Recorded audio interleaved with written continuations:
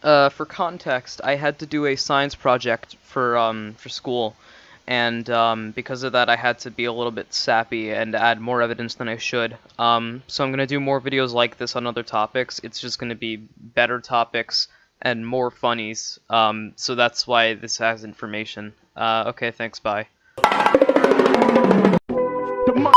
Way out in South China, there is a species of tiger called the South China tiger. The South China tiger, as of the 90s, having around 30 to 80 individuals still alive.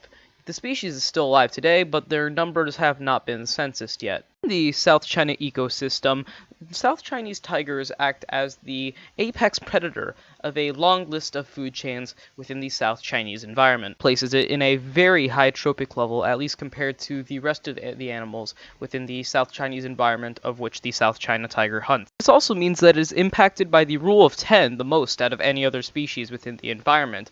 Due to its incredibly high position on trophic levels, it also means that it has less population to distribute around, because it takes a while for the chain to go up. Finally, last of all, at least relating to its placement on trophic levels, it means that its relationship with decomposers is very interesting, because it means that by natural measures, it's the only species that will actively hunt down for South China tigers. And that is, of course, for besides humans.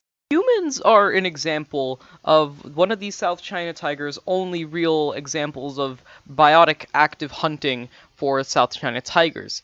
But the problem is, because humans came in so naturally, and because they swept through South China tigers with automation, it meant that the Chinese tigers couldn't really adapt, and it made their existence hunting these South Chinese tigers an ecological disturbance for the area as a whole. The main reason these tigers were hunted in the first place was because of their teeth and their fur, because both of which were seen as incredibly exotic due to coming from the jungle and from an incredibly rare animal to find, considering its position as an apex predator.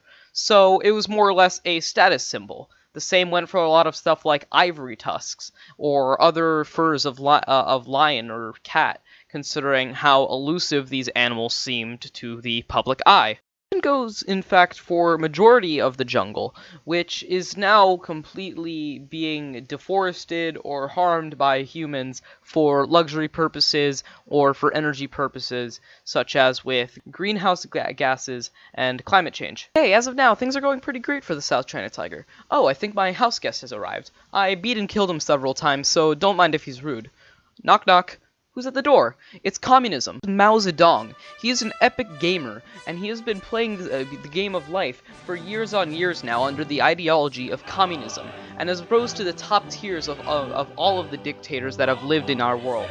He is incredibly skilled, mostly just because of the fact that he kills literally anyone that disagrees with him, and even people that don't disagree with him. So to increase the what he did is that he decided, hey, if we want to clean China and make sure that we are a great, wholesome, communist nation, then we have to kill all the animals. Mr. Mao Zedong, you already have one of the highest kill streaks within the game. Do you really need to kill the animals? You dare disrespect Mao Zedong? Popular of these was the Four Pests campaign, and most of these were set out to kill a lot of vermin on the side of China from interfering in their development of infrastructure or the power grasp of the Communist Party. And the South China tiger was classified as vermin, so Mao Zedong went into the jungle and said, hey, we're gonna kill you. All of you. Shut. You have no opinion in this, or else we'll kill you.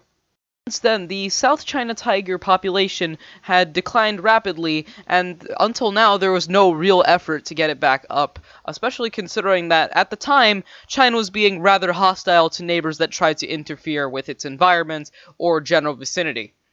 Korean War. Now China is a lot more willing to help protect the South China tiger, and has been putting it in containment zones within South Africa to attempt to solve the issue.